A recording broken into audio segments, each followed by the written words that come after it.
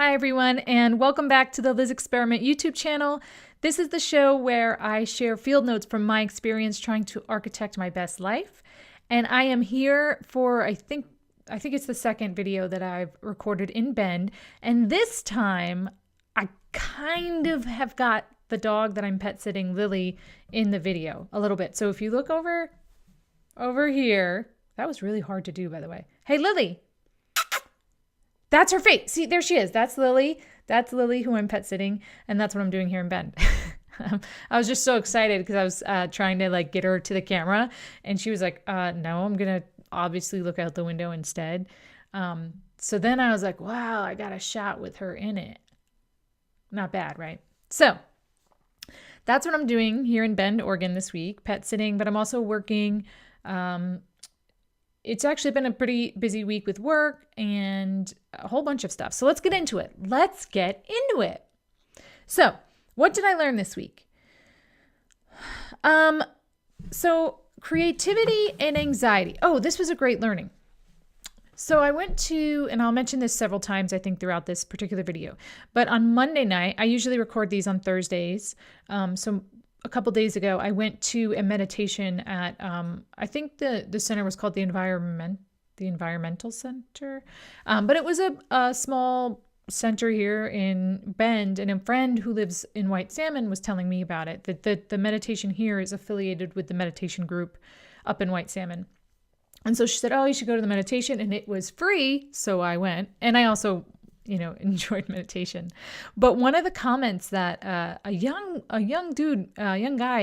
man made after, so what happens, so how meditation works is there's we come in, we have a welcome few minutes, and then we'll have a 30 to 40 minute meditation.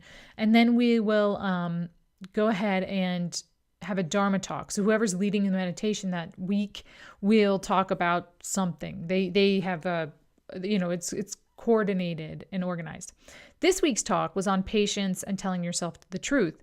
And one of the things that always amazes me is how many teenagers come to meditation in Oregon and in Washington, at least my experience. And so let's say there are maybe 25 people total, and a good 2 to 5 of them are teenagers, which is pretty interesting.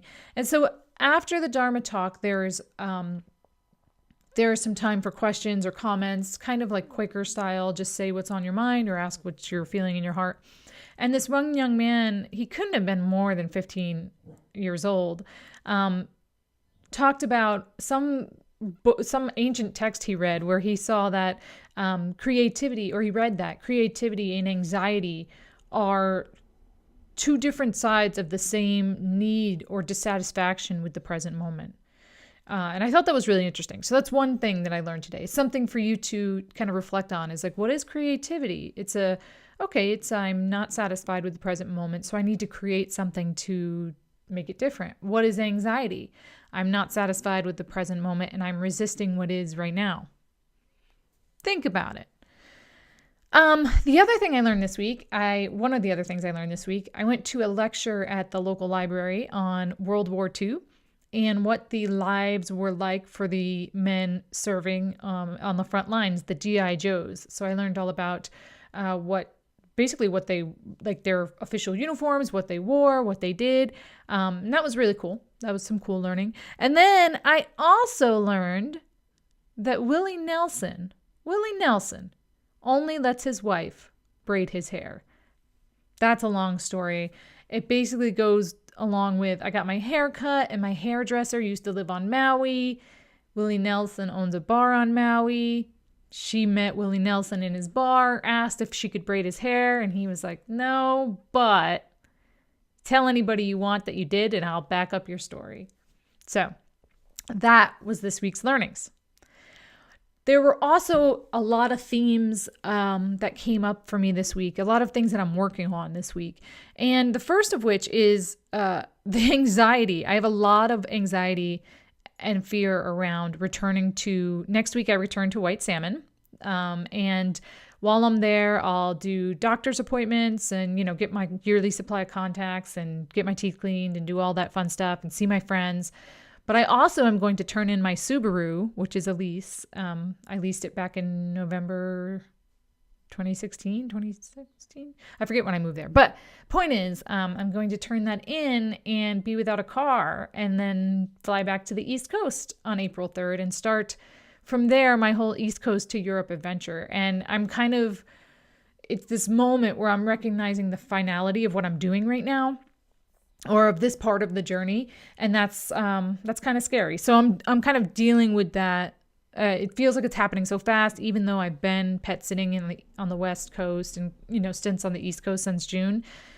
It just feels like, oh my God, now's the time. Like the part of the journey, which is like going to Europe and backpacking through Europe, it's about to happen. And I'm like, am I sure I want to do this? What happens if I get rid of my car? Who am I without Liam? But I will keep you posted on that front. I have been getting out of the house each day. That's something I said I was going to work on. And it's been helping a great deal because I do have a ton of work. But I've been getting out. I take Lily on some long walks. We go get coffee in the morning. I'm known at the local coffee shop. I went to the lectures. I went to meditation. I got my hair cut. And I was going to wear it like, how ladies know this most, or men with longer hair. When you go to get your hair cut, they blow dry it and it looks great. And I had it all straight and stuff and it looked very fancy, but I'm going all natural for this video. I hope you don't mind. But getting hair cut was a cool experience.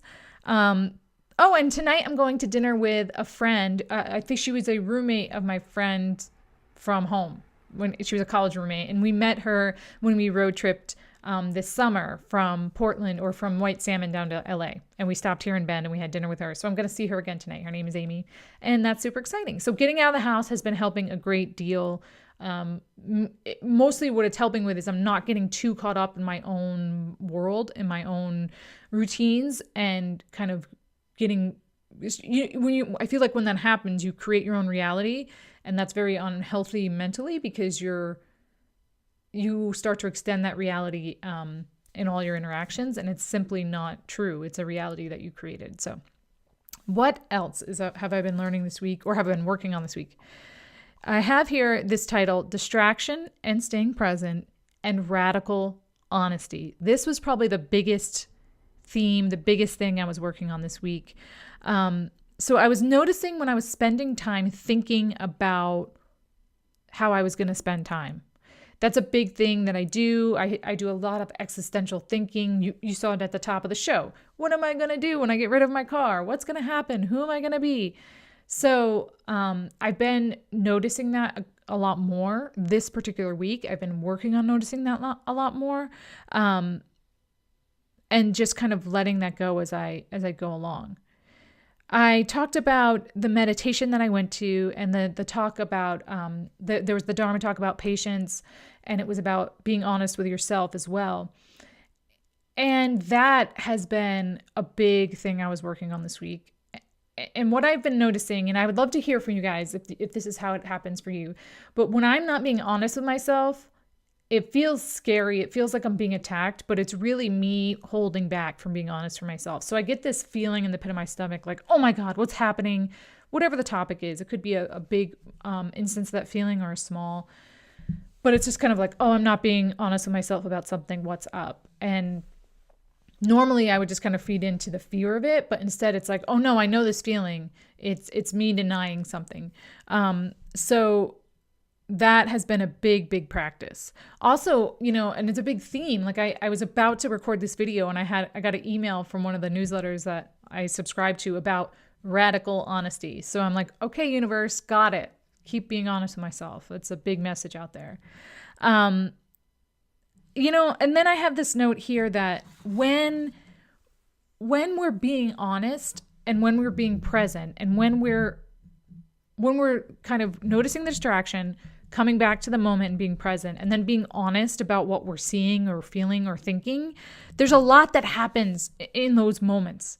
And they seem like small moments, but I think that's where the self-growth happens. I think that's what this journey towards architecting my best life is all about, right? So here I have, I've been journaling every morning, and one morning this weekend I was journaling, and some of this stuff I feel like, anyway, earlier I was journaling and I thought, And I was just thinking about how I haven't dated in a long time. And I thought about how other people have been starting new relationships. And I'm like, man, that is just not something. I'm so terrified of that. Like, and then I got the feeling, like the anxiety. And it's like, okay, I'm not being honest with myself. What's going on here? And then the dog would bark and then something would happen and I'd get distracted and I'd say, no, don't you dare go away from this moment. You need to investigate this. And so I start to just kind of let myself think about, and I keep asking myself that question, what's going on here? What is this fear? And I got to this fear. One of the root fears of all of this was my thinking of what if I do it wrong? What if I'm just not a good dater or not a good romancer or whatever, girlfriend? What if I'm not? And then I had this moment, which I think is you have this moment of radical honesty and presentness.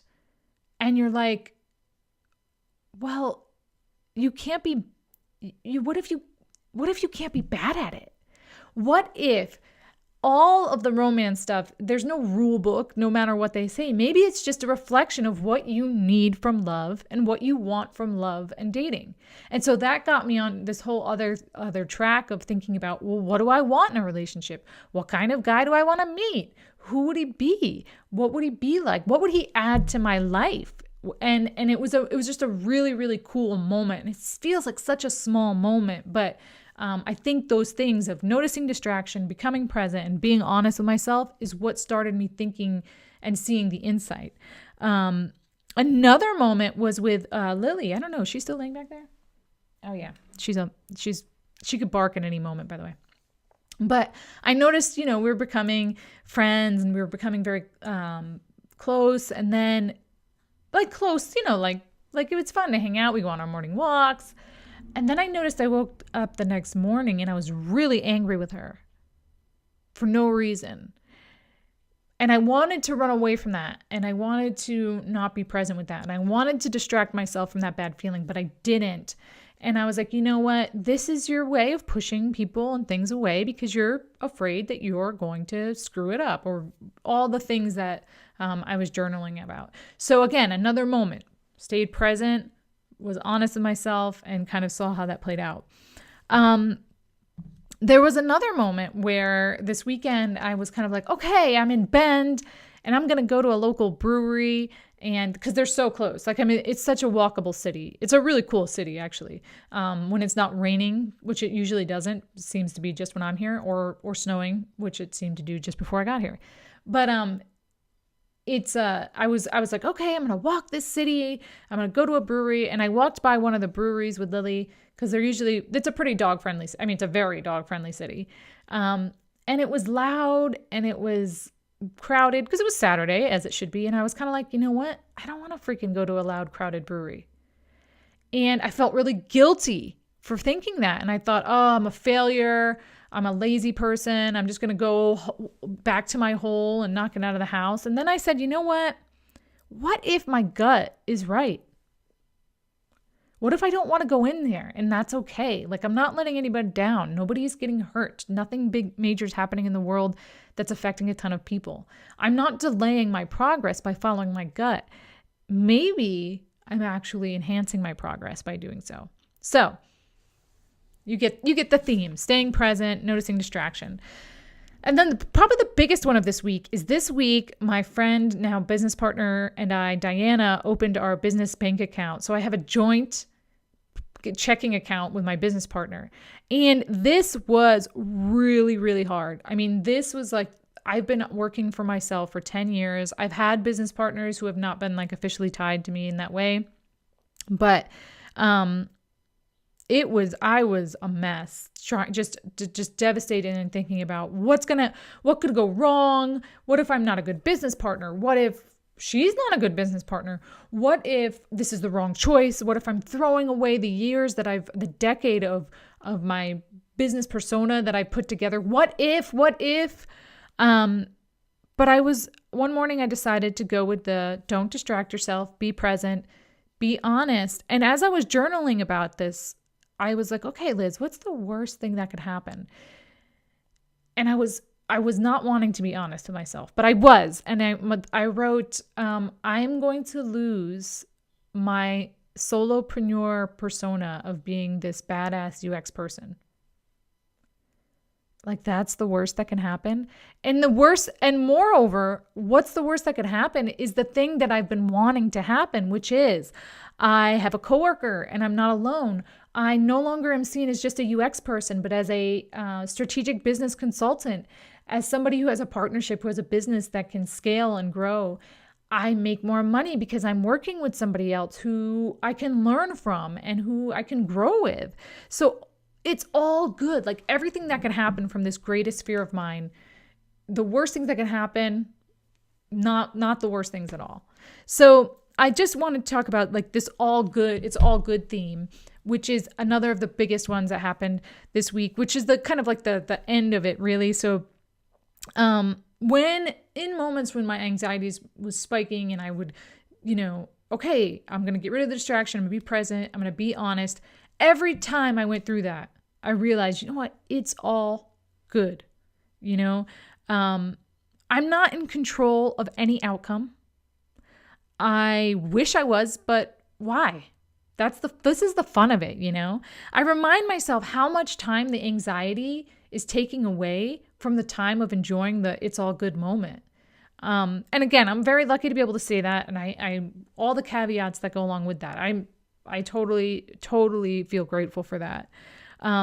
When I see myself, I have this note, I have to kind of read it. I see myself holding back from friends or partners due to fear.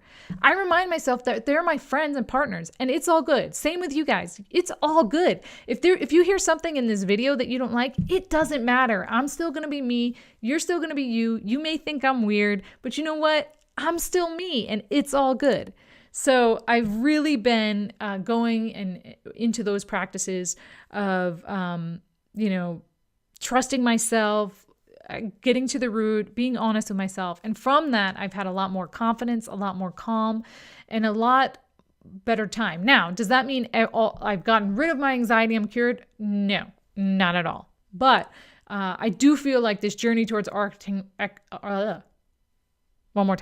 this journey towards architecting my best life is a very, very sound one. And I feel like I'm doing it when I go through these practices, even through the really hard, oh my God, what's going to happen moments. So next week is a transition week. As I said at the top of the show, I will be in White Salmon, Washington, or Lyle, Washington, for those who know the area. I'm excited, and I'm excited to see what happens this week and get back to you about it. Until then, please comment in the show note or the show area, the comment area. I want to hear from you guys about if you have questions about what I'm doing, if you have questions about how I do things, if you want to give me your knowledge about how you're doing these things or what you're learning this week or what themes you're seeing and how you're going through them and what you're working on. I want to hear it. Let me know what you think of these videos. Let me know what you would change, what you would keep. Give it a thumbs up if you want. And if you want to stay up to date, be sure to hit the subscribe button below. Until then, thanks for watching.